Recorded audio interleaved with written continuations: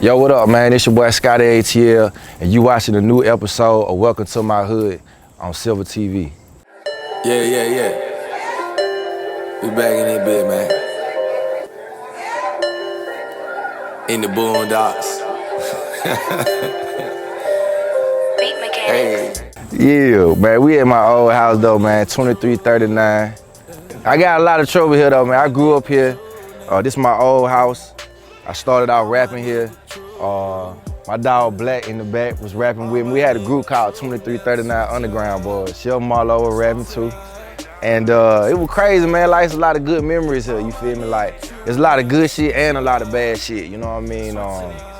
My boy KP used to stay down here, and we used to play basketball all the time. So that was like the thing in the neighborhood. Everybody had basketballs and shit. I had a basketball goal in the back of my house. Now, he had one in the back of his house. And DJ Black, what DJ Black had? Yeah, he had a basketball goal in the back of his house. And we would have like tournaments and shit, you feel me? Like, do like the best out of 7 and just like rotate the nigga houses and shit. But it was good, man. We had some good time here. I grew up here, just me and my mom, my little brother around this motherfucker somewhere. I don't know, he in the back there. But yeah, man, we grew up in this crib, you know what I mean? Like, it was a lot of good times, it was a lot of bad times. Like, when I grew up in this house, too, like, I used to see my mom also get into fights, you know what I mean, with her at the time, it was her boyfriend. And it was just crazy, you know what I'm saying, just seeing that, you know what I mean, like, my mom at times being abused, physically, whatever, you know what I mean, verbally too, you know what I mean, so it was just crazy times, you know what I mean, being at this motherfucker. When I'm here now, it just brings back so many memories being in the neighborhood. And it's dope to bring, you know what I'm saying, Karen Civil to the neighborhood too.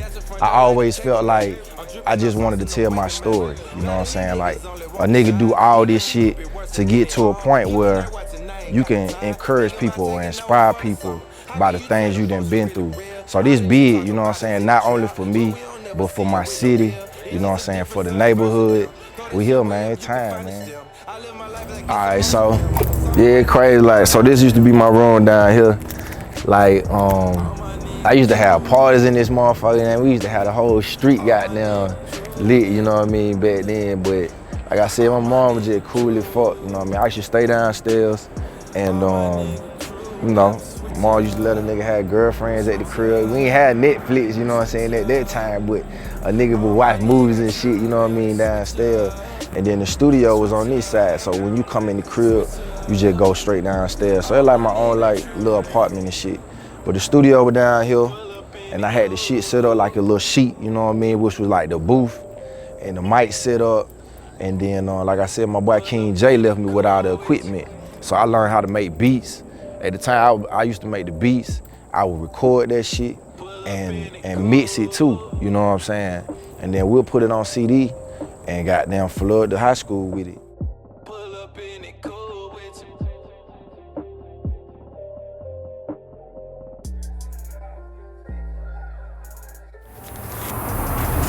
My man's got me right. I kinda got down flat on the way to the next location, but we still rocking. Ain't shit gonna start the show, you feel what I'm saying? You know, I'm in the city of Atlanta mean a lot to a nigga, you know what I'm saying? I grew up, like my favorite group was like really like Outkast, you know what I'm saying, coming up. And when I seen Outkast doing that shit, it just made a nigga wanna rap, you know what I mean? They made it look so cool. They made a nigga like proud to be from the city of Atlanta, you know what I mean? And right now, you know, I feel like Atlanta fire. I done been all over the country, man, you know what I mean? I love the West Coast, I love LA, I love Houston, you know what I mean? But it ain't nothing like Atlanta, you know what I mean? From just the culture, man, the people, you know what I mean? The vibe, like this the real goddamn grind in the A, you know what I mean? Like, a nigga always say, like, people used to say, like, if you can make it in New York, you can make it anywhere. I feel like that now, you know what I mean, about Atlanta, like, shit, if you can make it in Atlanta, you can make it anywhere. There's so many niggas rapping, and there's so many opportunities and so much hustle, you know what I mean, in the A. You got to have some kind of spunk, some kind of oomph about yourself, you know what I mean, to stand out, you know what I mean? Yo, so this my dog Peasy, man. This is spot. But this was, nigga, man, when I started back recording, you know what I'm saying? This where we used to be at, you know what I mean? My nigga P's got all the CDs on the wall, you see what I'm saying? Concert tickets, nigga, you feel me? This shit 2015 at the Masquerade, Scotty ATL and Guest. Scotty ATL, Smith's old bar, you feel me? Well, a lot of the music we recorded over here, you know what I'm saying? Summer Dreams, that my album out, you know what I'm saying, came out with Faith motherfucker. This is goddamn concert with me, Starlito and Don Trip. You know what I mean? 2013.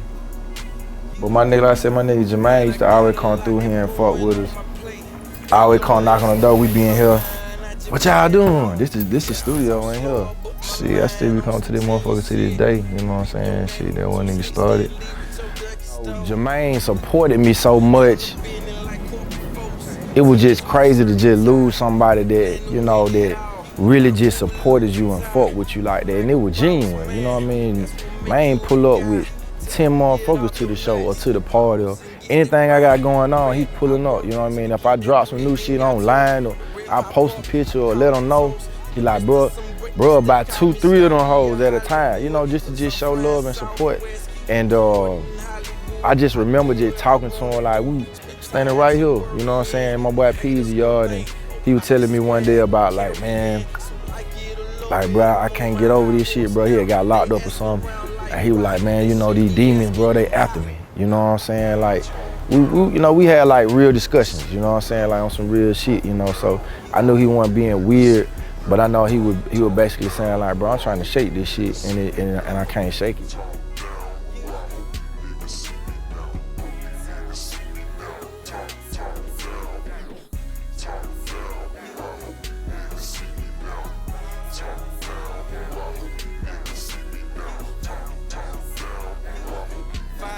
Crazy thing is, like, a lot of people will be like, oh, I'm gonna move to the A. You know what I mean? They want to rap or they want to be in the music industry or will do whatever. And I always tell a nigga like, man, you need to get that shit popping in your own city.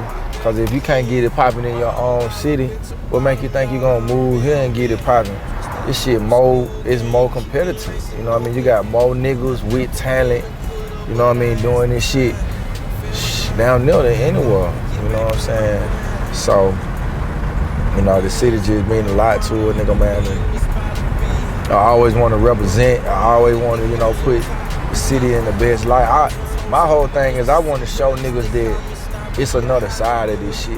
You know what I'm saying? Like, you know, yeah, I used to trap, you know what I'm saying? But, you know, I'm not currently trapping at this moment, you know what I'm saying? But shit, nigga, I got 5 businesses, you know what I'm saying? I got shit on door. I got my own marijuana in Denver, Colorado on legal traffic.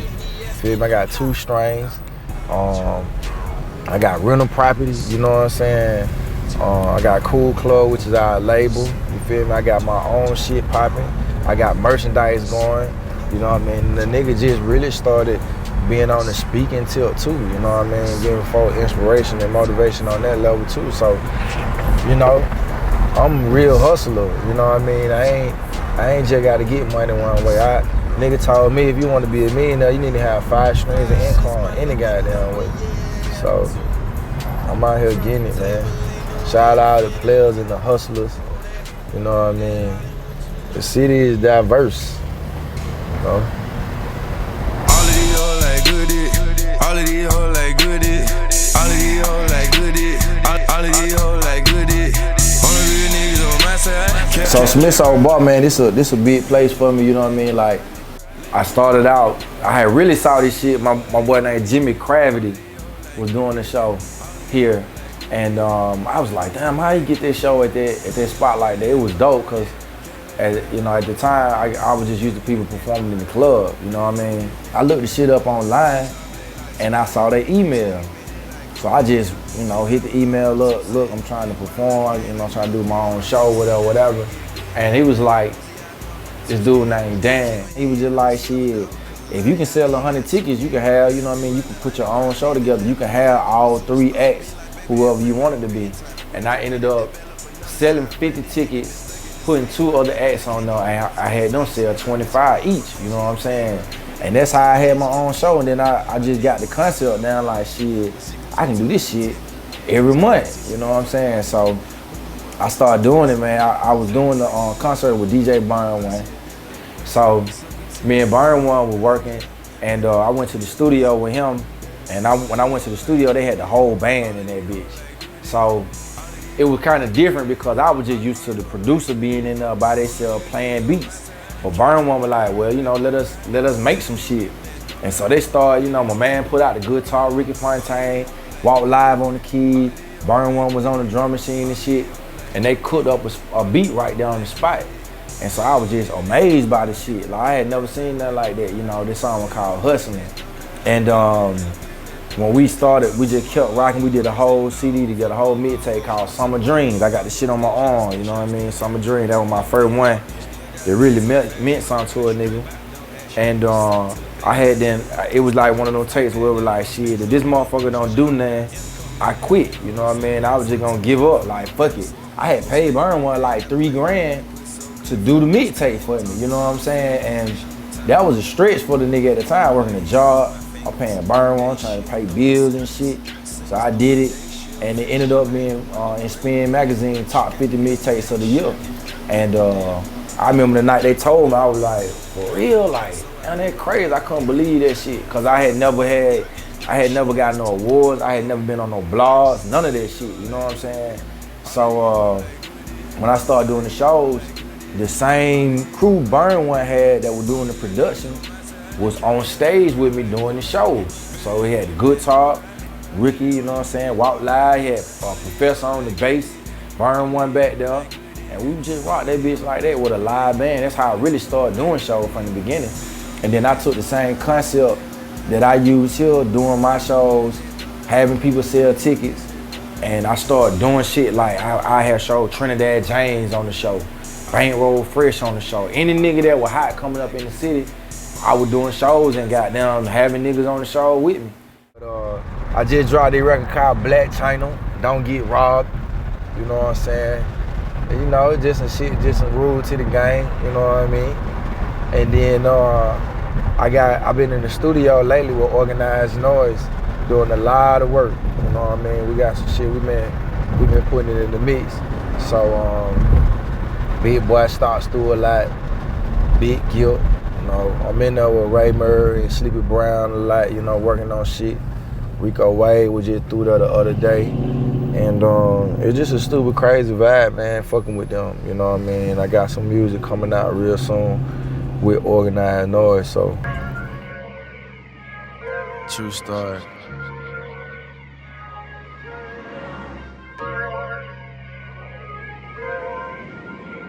Turn up a little bit. They caught me again. All right, we live at the legendary Stank On You, feel me?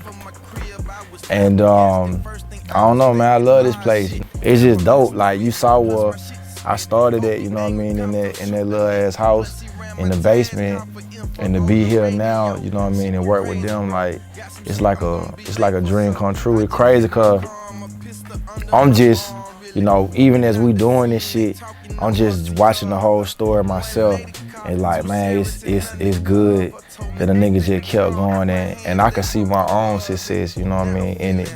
And it's dope, man. I'm proud, man, for real. But yeah, we've been working on some shit, you know what I mean? We got some crazy shit on the way, you know what I'm saying? And you're gonna be able to hear it real soon. So. 20 motherfuckers in this bitch, no chairs, goddamn. 3 steps forward, 4 steps I'm going back.